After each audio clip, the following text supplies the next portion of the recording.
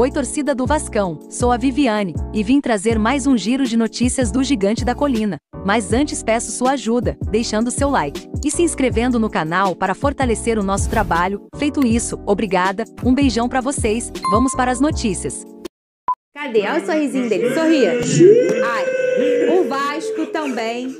Ih, perdeu o brilho. O Vasco. Rapidinho. Aí, perdeu o brilho rapidinho, viu? Ficou fazendo... Só faltou uma palavra. Uma palavra. Tem notícia boa, vocês estão de graça aí, tem notícia boa pra dar. Então, olha aqui, ó, o Vasco se reapresentou também, vai ter uma semana livre de treino. Aí, vai encontrar o Internacional. Na volta, tem uma notícia boa? Boa, e várias ruins. Eita. Nem mesmo a chuva atrapalhou a reapresentação com treino pesado no Vasco. O técnico Rafael Paiva fará trabalho intensivo na semana, de olho na partida contra o Internacional na quinta da semana que vem, em São Januário. A única ausência foi de Puma Rodrigues, que está com a seleção do Uruguai. O objetivo é melhorar o rendimento do time para a reta final da competição.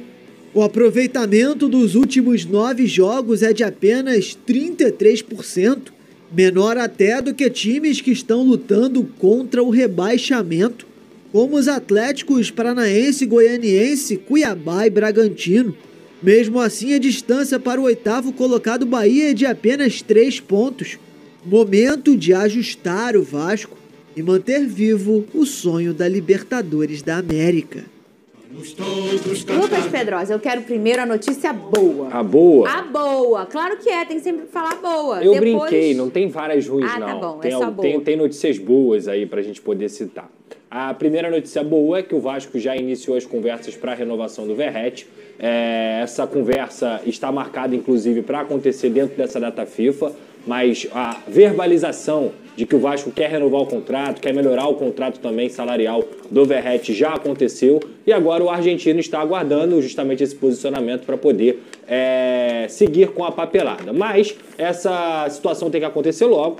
O Verratti quer muito continuar no Vasco da Gama, ele se sente muito identificado com o Cruz Maltino. Ao mesmo tempo, ele quer que sua situação esteja resolvida até o momento que ele sair de férias, porque ele quer estar tranquilo da cabeça. O próprio empresário dele também esteve aqui 2 meses no Rio de Janeiro e também teve essas conversas com a própria diretoria do Vasco da Gama. Então é isso, o Verratti tem recebido sondagens, tem recebido ofertas, inclusive não só do futebol árabe, mas também sondagens do futebol brasileiro. Ele quer continuar no Vasco da Gama, mas ele também quer que o Vasco tenha um projeto esportivo, não só ele, mas também os grandes jogadores, Léo Jardim, o próprio João Vitor, Lucas Piton, todos os grandes jogadores querem que o Vasco tenha uma perspectiva para 2025, porque esse momento do clube, o Vasco perdendo, tomando pancada, fora de casa o tempo inteiro, tem incomodado os jogadores internamente. Então a boa notícia é essa, que o Verratti quer ficar no Vasco, que o Vasco também já sinalizou que é a renovação contratual do Verratti, e falta colocar no papel, mas isso também tem que vir com o projeto esportivo para 2025.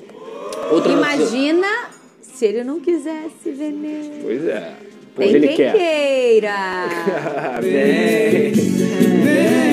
Eu gosto de falar que eu gosto de cara de ciúme dele. Olha lá. Não é? Não, eu acho o seguinte, eu falei até com o Pedrosa ontem, não custa nada tentar. O não você já tem, entendeu? Flamengo. Tem mesmo. O não você já tem. Ele não veste a camisa do Flamengo. É igual você tentar aquela mulher linda, maravilhosa. O não eu já tenho, pô. Não tem. Vai, Pedrosa. A outra Olha lá, boa desestabiliza notícia... ele. A outra Não tem. Calma, cara. Relaxa, pô. Tem muita gente que me pergunta sobre o grego, né? O Evangelos Marinakis, que é um grego, dono do Olympiacos, dono do Nottingham Forest. Ele sinalizou interesse para comprar o Vasco da Gama. Pediu até alguns documentos em relação a contratos dos jogadores do elenco, como é que está a estrutura do CT e também como é que estão as contas do Vasco da Gama. Lembrando que esse grego, repito aqui, ele é dono do Olympiacos e também do Nottingham Forest, que tem feito uma boa campanha na Premier League, e ele contratou o Edu Gaspar, que foi coordenador da seleção brasileira na época do Tite, um cara que estava no Arsenal, e esse Edu Gaspar, conhecidíssimo aqui no futebol brasileiro, vai ser o responsável pelo investimento, pela entrada desse grego, que é um empresário do ramo marítimo aí mundial, no futebol brasileiro. E o Vasco é um dos clubes que ele tem interesse. Pedrosa, tem algo concreto já? Não, ele tem interesse, a sondagem aconteceu, ele está estudando o Vasco da Gama, mas existem outras opções na mesa também, e o próprio Vasco também conversa com outros interessados. O Pedrinho deve falar um pouquinho mais na entrevista coletiva de hoje, logo mais às 15 horas, que vai passar na Vasco TV, e a gente estará lá. Que é hoje, essa entrevista é hoje. Exato. E para quem acha que o John surgiu do nada, o John surgiu do nada mesmo. Eu vou, inclusive, no quadro Jogando em Casa, lá que eu tenho na Botafogo TV, vou entrevistei já, a gente já vai em breve subir, o presidente do Botafogo, né, que tem um presidente, é o do Césio Melo.